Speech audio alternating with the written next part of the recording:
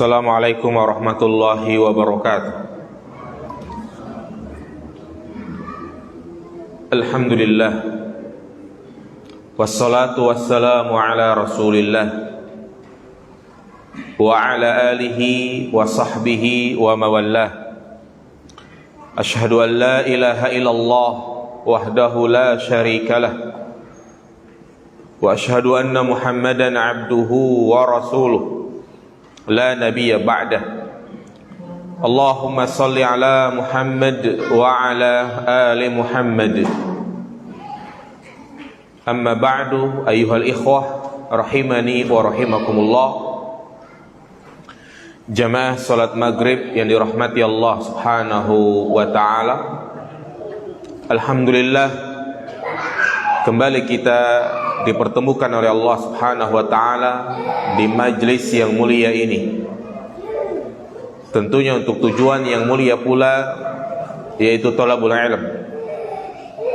Seperti biasa di majlis ini, Sabtu pada maghrib pekan yang ketiga, kita mengulas dan mengkaji kitab Nawaqidul Islam, pembatal-pembatal keislaman. Setelahnya kita menyelesaikan pembahasan pembatal keislaman yang ketujuh, yakni melakukan praktek sihir. Nah, yang mana orang yang melakukan praktek sihir tidak lepas meminta bantuan kepada jin atau makhluk halus, maka ini menyebabkan dia keluar dari Islam. Berikutnya kita akan bahas pembatal keislaman yang ke-8. Syekh Muhammad bin Abdul Wahhab mengatakan, as-samin, pembatal keislaman yang ke-8 adalah mudhaharatul musyrikin wa muawanatuhum 'alal muslimin, membantu orang-orang musyrikin dan menolong mereka di dalam memerangi kaum muslimin. Wa dalilu qaulu ta'ala, dan dalilnya adalah firman Allah subhanahu wa ta'ala, wa may yatawallahum minkum fa innahu minhum innallaha la yahdil qaumal zalimin. Surat Al-Maidah ayat 51. Barang siapa yang bersikap loyalitas kepada mereka, membantu dan menolong mereka, fa innahu minhum, maka bahwasanya dia termasuk ke dalamnya, yakni termasuk kepada kaum musyrikin. Sesungguhnya Allah subhanahu wa ta'ala tidak akan memberikan hidayah kepada orang-orang yang zalim. Jamaah dirahmati Allah subhanahu wa ta'ala, tentunya ungkapan yang disampaikan oleh Syekh Muhammad bin Abdul Wahhab ini perlu dirinci penjelasannya, karena tidak serta-merta menolong orang kafir itu dikatakan keluar dari Islam. Nanti kita akan jelaskan perincian tentang masalah ini. Jadi jangan sampai kita salah kaprah. Contoh misalnya, ada non muslim di tengah jalan, bannya kempes, kebetulan butuh dongkrak misalnya, dan kita punya, kita tolong dia, kita bantu dia. Apakah termasuk ke dalam poin ini jemaah? Tentu jawabannya tidak. Iya. Kalau dia salah kaprah, mungkin dia praktekkan itu, menolong, membantu orang musyrikin, gak boleh. Ya udah, tinggalin aja. Iya. Nah ini tidak benar. Nah makanya menolong mereka yang termasuk dalam kategori kufur, yaitu menolong mereka dalam rangka mendukung kesyirikan mereka, dalam rangka untuk mendukung kekufuran mereka. Sebagai contoh misalnya tolong menolong dalam perayaan hari raya mereka, bersikap loyalitas kepada mereka. Dan maka inilah yang tidak diperbolehkan. Baik, makanya hal ini mengingatkan kepada kita semua tentang salah satu prinsip akidah Ahlussunnah wal Jamaah yang menjadi dasar-dasar kita dalam beragama, yang mana kaidah ini mulai banyak dilupakan oleh sebagian orang. Bahkan ada yang menganggap prinsip ini sudah tidak relevan lagi di zaman sekarang. Yang lebih parahnya lagi, mereka yang ingin menerapkan kaidah ini dikatakan intoleran, dikatakan radikal. Prinsip itu adalah al-wala wal bara. Al-wala, al-bara. Ini prinsip yang sangat penting, yang merupakan kunci kesempurnaan tauhid seorang hamba, dan juga merupakan kelaziman dari kalimat tauhid yang sering kita baca, la ilaha illallah. Tidak ada ilah yang berhak diibadahi kecuali Allah. Yang mana prinsip al-wala dan al-bara ini sesuai dengan firman Allah Subhanahu wa taala, wa may yakfur bit-taghuti wa yu'min billah. Barang siapa yang ingkar kepada tagut, ini namanya al-bara. Wa yu'min billah, beriman kepada Allah, ini adalah al-wala. Apa yang dimaksud dengan al-wala?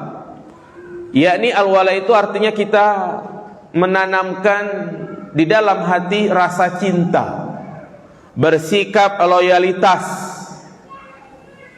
kasih sayang kepada siapa jemaah? Sesama muslim, kepada orang-orang yang agamanya itu sama kepada kita. Itulah yang disebut dengan al-wala. Sesama muslim gak boleh kita saling bermusuhan, apalagi sampai saling mendiamkan, memfitnah, saling memerangi, ya, cuek, tidak memberikan bantuan. Maka bukan seperti itu yang diajarkan oleh Nabi SAW. Justru kita disuruh untuk saling menyayangi dan mencintai. Apa kata Nabi SAW? La yu'minu ahadukum hatta yuhibba li akhihi ma yuhibbu li nafsi. Tidak beriman salah seorang di antara kalian sampai dia mencintai apa yang ada pada saudaranya sebagaimana dia mencintai apa yang ada pada dirinya. Jadi ketika ada saudara kita yang mendapatkan nikmat, punya kendaraan baru, punya rumah baru, justru kita pun harus merasa bahagia, senang mendengarnya, bukan malah dia menggerutu. Nah, dan juga Nabi mengatakan la tahasadu wala tadabaru wala tabaghadu wala tanajasu wa kunu ibadallahi ikhwana. Janganlah kalian saling hasad, saling membelakangi, saling dengki, saling mencari-cari kesalahan, tetapi jadilah kalian hamba Allah yang bersaudara. Ini kaidah apa namanya jemaah? Al-wala. Nah, yang kedua al-bara. Al-bara artinya berlepas diri dari perbuatan-perbuatan orang kafir musyrik. Nah, jadi menanamkan kebencian kepada mereka, memusuhi mereka karena sebab kekufuran mereka. Ini disebut namanya al-bughdu fillah, membenci karena Allah. Ya, membenci karena dia melakukan kekufuran. Dan kaidah ini berdasarkan firman Allah Subhanahu wa taala surat Al-Maidah ayat 51. Ayat yang sempat viral. Ya ayyuhalladzina amanu la tattakhidul yahuda wan nasara awliya ba'duhum awliya'u ba'd. Wahai orang-orang yang beriman, janganlah kalian menjadikan orang-orang Yahudi, orang-orang Nasrani sebagai aulia. Aulia ini memiliki banyak maknanya. Jangan kalian jadikan sebagai pemimpin, jangan kalian jadikan sebagai teman dekat, jangan kalian bersikap loyalitas kepada mereka, ya, walaupun kepada kerabat dekat tetap tidak diperbolehkan. Seperti kisah yang terjadi pada Hatib bin Balta'ah, yang mana Rasulullah dan juga para sahabat sangat marah kepadanya, ya, yaitu di mana disebutkan kisahnya di dalam banyak riwayat hadis, ketika Nabi SAW memiliki rencana untuk menaklukkan kota Mekah, dan rencana ini sengaja Rasulullah rahasiakan, jangan sampai diketahui oleh orang-orang Mekah. Nah, ternyata Hatib bin Balta'ah, karena dia memiliki saudara, memiliki keluarga, Hatib tidak ingin mereka mungkin terbunuh. Akhirnya secara rahasia dia pun mengirim, ya, surat kepada seorang wanita yang bernama Zainah, ya, yang mana isi surat tersebut memberitahu kepada orang-orang Quraisy bahwasanya Rasulullah akan memerangi mereka. Subhanallah, Allah tidak mendiamkan rencana busuk tersebut. Maka melalui malaikat Jibril, Allah Subhanahu wa taala memberitahu tentang peristiwa ini. Maka gerak cepat Nabi pun mengirim beberapa sahabat untuk mengejar wanita ini. Iya. Ternyata, ya, ketemu di tengah jalan. Maka kedua sahabat ini pun melakukan interogasi, karena sudah mendapatkan mandat dari Nabi SAW. Awalnya wanita ini mengelak, enggak, iya, tapi diancam. Akhirnya dia pun memberikan surat tersebut yang sudah disimpan di sela-sela rambutnya. Nah, perbuatan ini, ya, sangat disesali oleh para sahabat. Sampai-sampai ada di antara mereka yang sudah sangat gatal ingin membunuhnya. Iya. Tetapi karena Hatib bin Balta'ah adalah seorang sahabat, ia ikut serta pada perang Badar, yang Nabi SAW menyebutkan i'malu ma syi'tum qad ghafartu lakum. Ya, lakukan sekehendakmu karena dosa-dosamu telah diampuni. Akhirnya Nabi pun memberikan uzur, ya, dimaafkan. Nah, ini sebagai dalil menjelaskan walaupun kepada kerabat dekat tidak boleh. Ya, karena ini berbicara kita bukan masalah kerabat dekat, tetapi masalah kekufuran. Ya, mereka ingkar kepada Allah Subhanahu wa taala. Ya, jadi pada intinya inilah dua kaidah penting, al-wala dan al-bara. Sehingga kita tidak boleh membalikan prinsip ini. Giliran kepada orang kafir dia baik, berkasih sayang, menolong. Giliran sesama muslim saling bermusuhan. Nah, ini orang yang membalikan prinsip ini. Dan tentunya jamaah dirahmati Allah Subhanahu wa taala, prinsip al-wala dan al-bara ini bukan ajaran intoleran, tapi justru ini merupakan ajaran dari Nabi sallallahu alaihi wasallam. Inilah inti ajaran Islam, tanda keimanan yang benar. Jadi kaidah ini bukan ngasal, tetapi Allah sendiri yang perintahkan di dalam Al-Quran. Lihat dalam surat Al-Mujadilah ayat 22. Allah berfirman, La tajidu qauman yu'minuna billahi wal yawmil akhir. Engkau tidak mendapati suatu kaum yang mereka beriman kepada Allah dan hari akhir. Yuwaduna man hadallaha wa rasulah walau kanu aba'ahum au abna'ahum au ikhwanahum au ashiratahum. Engkau tidak mendapati orang-orang yang beriman kepada Allah dan hari akhir mereka saling mencintai, yakni mencintai orang yang memusuhi Allah dan Rasulnya. Engkau tidak akan mendapati itu. Walaupun mereka adalah bapak mereka, walaupun kerabat dekat, ya, bapak mereka, saudara mereka, tetap mereka tidak mencintai. Nah, bahkan kaidah ini, prinsip ini merupakan contoh, ya, merupakan apa yang diajarkan oleh suri tauladan kita. Suri tauladan kita bukan hanya Nabi kita Muhammad SAW, tapi juga Nabi Ibrahim, yang mana Allah katakan dalam surat Al-Mumtahanah ayat 4, laqad kanat lakum uswatun hasanatun fi Ibrahima walladzina ma'ah. Sungguh terdapat suri tauladan yang baik pada diri Nabi Ibrahim dan orang-orang yang bersamanya. Idh qalu liqaumihim, ketika mereka berkata kepada kaumnya, inna bura'u minkum wa mimma ta'budun, sesungguhnya kami berlepas diri dari kalian dan dari apa yang kalian sembah. Ya, maka ini menunjukkan kepada kita penting bagi kita untuk mempelajari Islam secara utuh.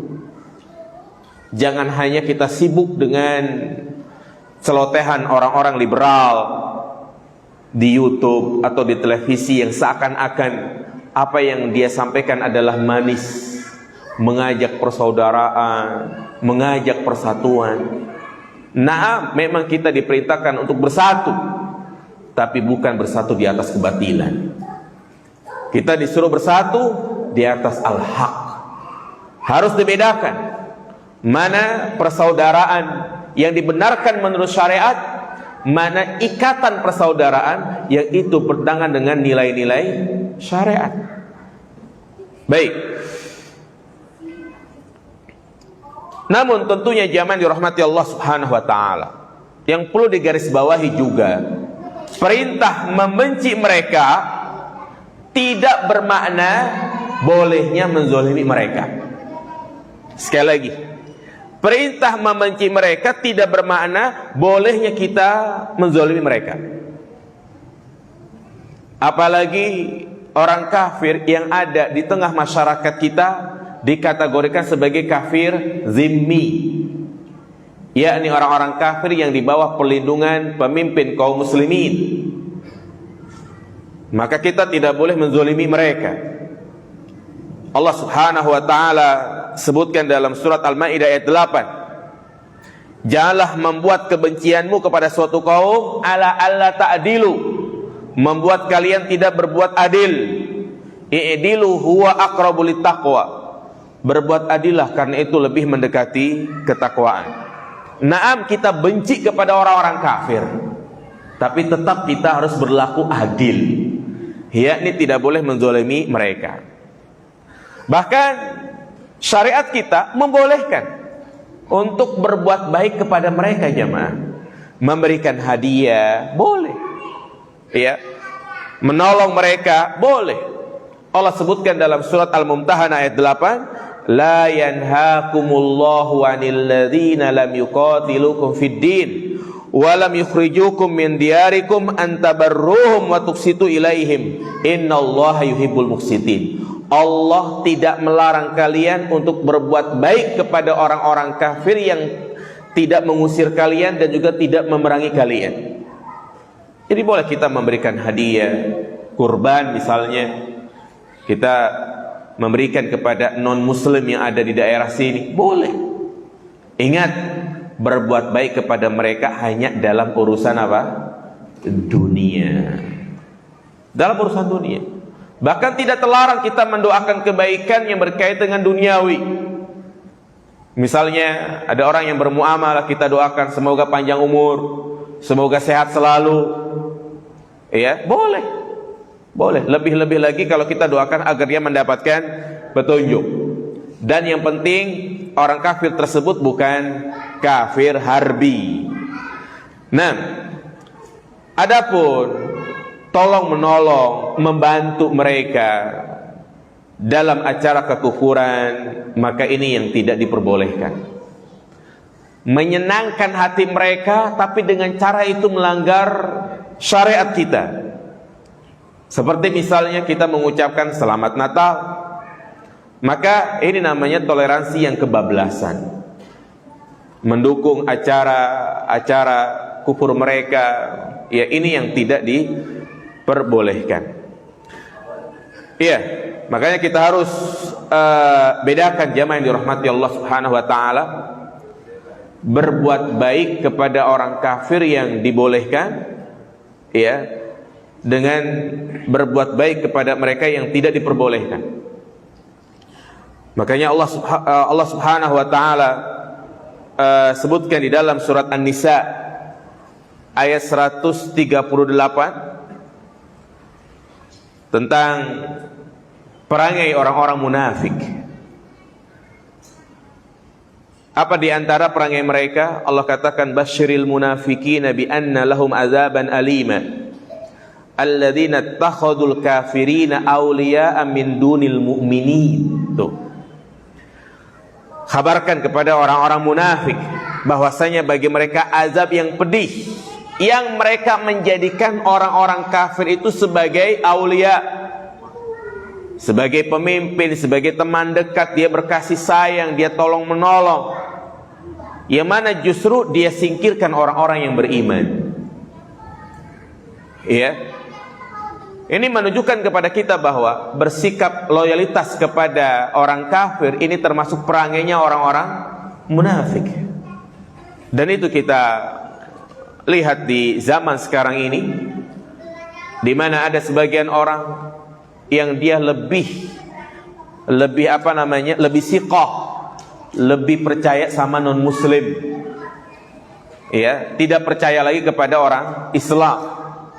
Bahkan ada statement, ya, lebih baik pemimpin kafir tapi amanah daripada pemimpin muslim tapi tidak amanah. Ya, ini ungkapan yang batil jamaah sekalian.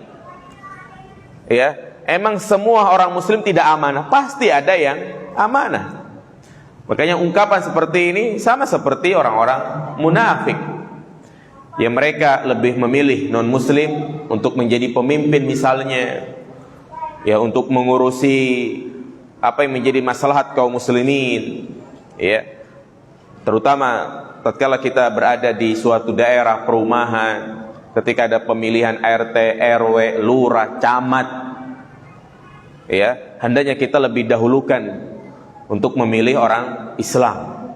Nah, karena ini dalilnya, ya, agar kita bersikap loyalitas kepada orang Islam. Jamaah yang dirahmati Allah Subhanahu wa taala, kenapa kita harus membenci mereka, jemaah? Kenapa kita disuruh untuk membenci orang-orang kafir? Iya, selain tadi kita bawakan banyak dalil, dan alasan yang kedua, karena mereka, yakni orang-orang kafir, adalah orang-orang yang dibenci oleh Allah dan Rasulnya. Dan mereka adalah orang-orang yang melakukan dosa besar, melecehkan Allah, merendahkan Allah, yang mana mereka melakukan kesyirikan. Sedangkan syirik merupakan perbuatan yang sangat keji. Ketika seorang melakukan kesyirikan, dia menyembah kepada selain Allah, itu sama saja dia merendahkan Allah Subhanahu wa taala. Makanya, ya, berkaitan tentang masalah dosa syirik adalah dosa yang sangat besar yang bisa menggugurkan amal ibadah, yang menyebabkan pelakunya kekal dalam neraka, sebagaimana sudah kita bahas pada pembatal keislaman yang keberapa itu? Yang pertama. Ya, jadi mereka adalah orang-orang yang dibenci oleh Allah Subhanahu wa taala. Bayangkan bagaimana sikap kita kepada orang yang melecehkan orang tua kita. Yang mana orang tua kita lah yang membesarkan kita, memberikan makan, mendidik, iya, memberikan banyak kebaikan. Kemudian orang tua kita dihina, dilecehkan. Pasti kita sebagai seorang anak marah. Lalu bagaimana jadinya kalau yang dilecehkan adalah Rabb kita, yang memberikan rizki, yang memberikan segala apa yang menjadi kebutuhan kita. Karena kan syirik adalah menyamakan Allah dengan makhluk. Iya. Mereka yang memiliki akidah ya Tuhan ada 3, ini sama saja melecehkan Allah Subhanahu wa ta'ala. Makanya Allah sangat murka ketika ada orang yang mengatakan Allah itu punya anak. Masa kita berkasih sayang kepada orang yang dibenci oleh Allah Subhanahu wa ta'ala? Sementara bukti keimanan adalah di mana kita mencintai orang-orang yang dicintai oleh Allah Subhanahu wa ta'ala, dan juga membenci orang-orang yang dibenci oleh Allah Subhanahu wa ta'ala. Itulah bukti keimanan. Allah membenci orang-orang kafir, ya bahkan Allah pun memusuhi mereka.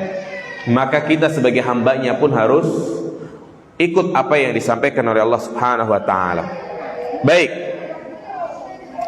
Kemudian, kapan berloyalitas kepada orang kafir dikatakan kafir? Nah ini kita harus memahami dobit, yaitu batasan. Jadi ya, sebagaimana tadi di awal saya sampaikan,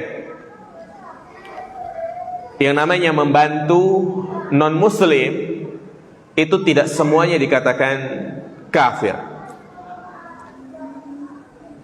Dijelaskan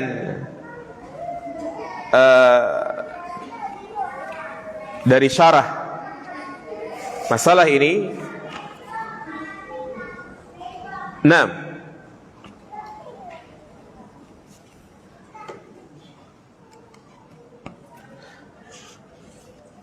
para pesarah menjelaskan bahwasanya apa yang disampaikan oleh Syekh Muhammad bin Abdul Wahab ya tidak serta-merta dikatakan at-ta'amul ma'al kuffar ya laisa ala darajatin wahidah. Jadi bermuamalah ataupun bersikap loyalitas kepada orang kafir tidak pada satu hukum yang sama. Nah, jadi muamalatul kufriyah at-tawalli ya, bersikap loyalitas kepada mereka, ada yang dikatakan kufur, dobitnya adalah mahabbatul kuffar li ajli dinihim au nusratihim li ajlihi waridho bihi, fa in wujidat nusratun biduni hadha dafi' wa innama li hadhin dunyawi fa huwa muharramun wa laysa kufran. Ini dobitnya. Jadi yang pertama ya, perhatikan jamaah sekalian, bersikap loyalitas kepada orang kafir yang dianggap kafir itu adalah ketika dia menyetujui agama mereka. Menyetujui agama mereka. Atau karena terdapat kebencian terhadap Islam. Tidak senang ketika syarat Islam ditegakkan. Maka ini adalah bentuk kekufuran. Kembali kepada kufur i'tiqad, keyakinan. Ya. Jadi sekali lagi, loyalitas yang menyebabkan orang itu dianggap kafir adalah menyetujui agama mereka, atau karena benci terhadap Islam, enggak senang ketika syariat Islam ditegakkan di muka bumi ini. Ya. Maka ini termasuk ke dalam firman Allah Subhanahu wa taala, wa may yatawallahu minkum fa innahu minhum. Barang siapa yang bersikap loyalitas kepada orang-orang kafir, maka dia termasuk ke dalamnya. Nah, qala Ibnu Hazm, berkata Imam Ibnu Hazm, bi annahu kafirun min jumlatil kuffar. Dia dianggap kafir ya secara umum. Wa hadza haqqun wa hadza la yakhtalif fihi isnani minal muslimin. Jadi ini tidak pendapat yang disepakati oleh para ulama yang tidak diselisihi.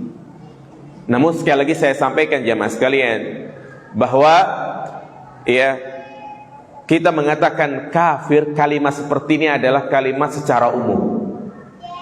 Jangan kita ungkapkan untuk memvonis orang. Ya, karena beda menghukumi secara umum dan menghukumi secara individu. Tadi dikatakan wadawitul wala al-kufri, ya, dikatakan oleh para pesarah bahwasanya mencintai orang kafir yang termasuk kekufuran adalah li ajli dinihim, ya, karena menyetujui agama mereka, au nusratihim, atau menolong agama mereka, waridho, dan ridho akan ajaran mereka. Fa in wujidat nusratun biduni hadza dafi' wa inna malihadin dunyawi fahuwa muharramun. Adapun kalau didapati, ya, loyalitasnya itu bukan karena untuk cinta terhadap agama mereka, tapi karena urusan duniawi, maka ini tidak termasuk dalam kategori kufur. Nah, artinya tidak dihukumi kafir seperti yang dilakukan oleh siapa tadi? Hatib bin Balta'ah. Nah, ketika ketahuan Hatib melakukan hal seperti itu, apa kata Nabi sallallahu alaihi wasallam? Rasulullah mengatakan kepadanya, "Ya Hatib, ma hadza?" Apa-apaan ini? Mungkin seperti itu bahasanya. Apa-apaan ini? Kenapa engkau lakukan ini? Hatib memberikan alasan. Qala la tu'ajjil alayya. Jangan tergesa-gesa dulu ya Rasulullah. Ya, inni kuntu imra'an mulsikan min fi Quraisy. Walam akun min anfusihim wa kana man ma'aka minal muhajirin lahum qurabat yahmuna ahlihim bi Makkah fa ahbabtu idza fatani dzalika minan nas fihim an ittakhadha fihim yadan yahmuna biha qarabati. Ini di mana Hatib menyampaikan alasannya. Aku lakukan itu karena aku memiliki keluarga, ikatan kerabat. Aku tidak ingin mereka terbunuh, dalam rangka untuk menjaga mereka. Dan Hatib mengatakan apa? Wa ma fa'altu dzalika kufran wal irtidadan an dinin wal ridon bil kufri ba'dal Islam. Dan aku tidak melakukan itu semua karena kekufuran, dan juga bukan karena aku murtad, bukan karena aku ridho terhadap kekufuran setelah Islam. So, ini alasan siapa? Hatib, karena urusan duniawi. Ya, karena urusan duniawi. Faqala Rasulullah SAW, maka Rasulullah mengatakan innahu sadaqakum. Ya, artinya sudah, yaitu uzur dia. Ditambah lagi tadi kita jelaskan bahwasanya Hatib termasuk sahabat yang ikut serta pada perang Badar, yang dosa-dosanya itu telah diampuni.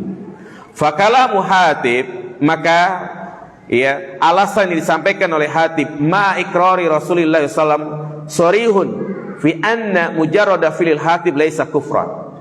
Ya, artinya apa yang disampaikan oleh Hatib ini menjelaskan bahwasanya tujuannya itu bukan kekufuran. Kalau itu adalah bentuk kekufuran, pastinya Hatib sudah diapain jemaah? Ya, sudah dipenggal lehernya karena dia murtad.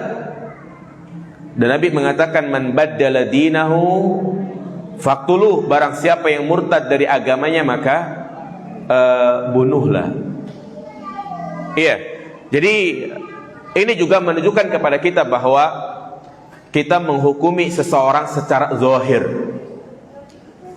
Iya, menghukumi secara zahir. Artinya kalau orang sudah mengucapkan kalimat la ilaha illallah, dia mendirikan sholat, ya, maka kita hukumi dia adalah muslim. Tidak boleh kita keluarkan dari keislamannya. Ya, tidak boleh kita merusak kehormatannya. Ya, sebagaimana orang-orang munafik yang hidup di zaman Nabi SAW, yang kita tahu bagaimana permusuhan mereka. Mereka memusuhi Nabi bukan dengan tangan, bukan dengan membunuh, bukan dengan melukai, tapi mereka menyakiti Nabi SAW dengan ucapan dan juga dengan sikap mereka. Tetapi karena mereka adalah orang-orang yang hidup bersama Nabi, ikut sholat berjamaah, bahkan ikut perang, Nabi tetap menghukumi mereka sebagai seorang muslim. Abdullah bin Ubay bin Salul, siapa yang tidak kenal?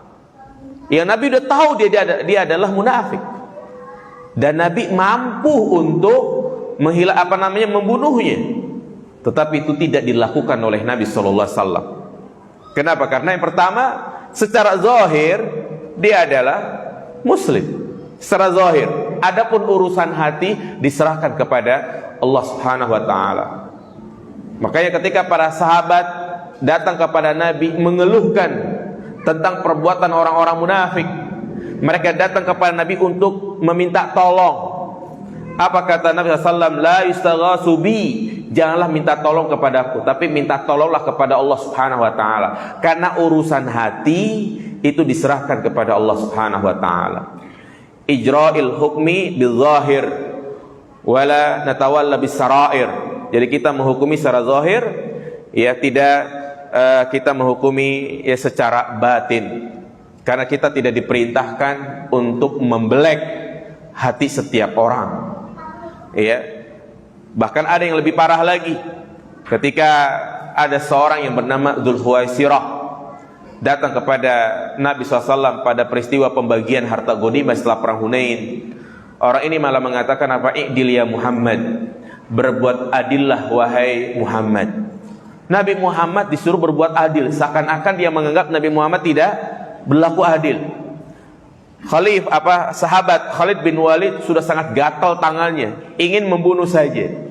Tetapi Nabi mengatakan, ya, aku tidak diperintahkan untuk membelek hatinya, karena dia adalah muslim, sudah dibiarkan begitu saja. Baik ya mas kalian. Jadi kembali kepada inti dari pembahasan yang sedang kita bahas, ya, bahwa di antara pembatal keislaman yang keberapa jadi ini? Yang ke-8, yaitu menolong mereka, membantu mereka, yakni bukan dalam masalah-masalah duniawi, tapi menolong mereka dibarengi dengan menyetujui agama mereka, atau ya benci terhadap Islam itu sendiri. Itu mungkin penjelasan dari poin yang ke-9 ya.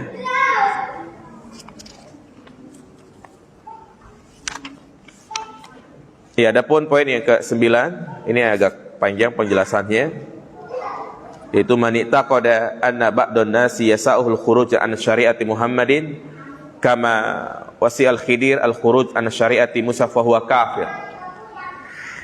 Ya, poin yang ke-9 itu berkaitan tentang keyakinan. Ya, orang yang meyakini bahwasanya sebagian orang itu boleh keluar dari syariat Nabi Muhammad sebagaimana Khidir keluar dari syariat Nabi Musa, maka ini adalah bentuk kekufuran. Ini butuh penjelasan yang panjang, ya, karena pada dasarnya selagi kita menjadi seorang hamba, ya, tidak adanya gugur dari menjalankan syariat Allah Subhanahu wa ta'ala. Sekelas Nabi Muhammad SAW yang sudah dijamin masuk dalam surga, tidak ternukil darinya bahwasanya beliau itu meninggalkan sholat. Ya, ini butuh penjelasan secara khusus. Ya, insyaallah nanti kita lanjutkan. Mungkin yang ada pertanyaan bisa disampaikan ba'da sholat isya ya. Nah.